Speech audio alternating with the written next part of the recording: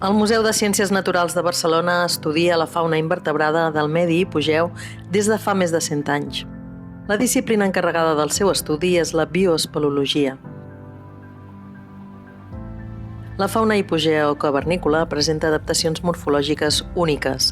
En destaquen els apèndixs allargassats, la noftàlmia o pèrdua d'ulls i la manca de pigments.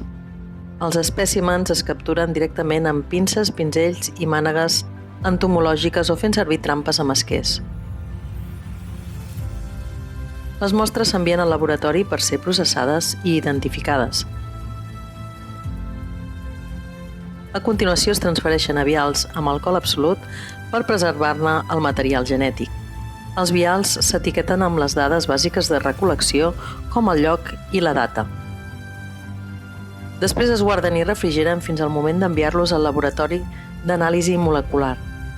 L'equip del doctor Arnedo de la Universitat de Barcelona extreu i seqüencia l'ADN dels espècimens recol·lectats. Sovint n'hi ha prou amb un petit fragment per estudiar-ne el material genètic. Els fragments extrets es transfereixen a la tira, strip, on es durà a terme l'extracció de l'ADN. Després s'hi afegeixen reactius que interactuen amb les mostres i faciliten l'obtenció del material genètic. La tira s'introdueix dins un termociclador per activar els reactius i forçar la sortida de l'ADN de dins de les cèl·lules.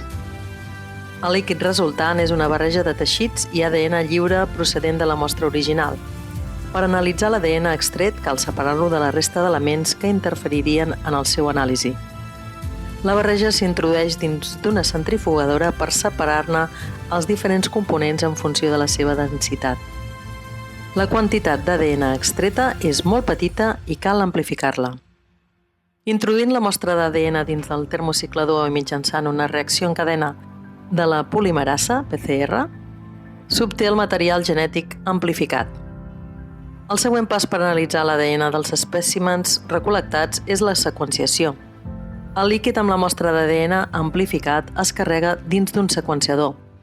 El seqüenciador permet llegir els nucleòtids de l'ADN de la mostra i obtenir-ne les seqüències. Un cop seqüenciada la mostra, s'elimina el líquid carregat dins del seqüenciador. Les dades extretes per mitjà del seqüenciador són enviades a l'ordinador per ser analitzades. Les seqüències d'ADN obtingudes es depuren i alineen mitjançant diferents programes informàtics. Finalment, s'analitzen per obtenir el codi de barra genètic dels exemplars i reconstruir les seves relacions filogenètiques.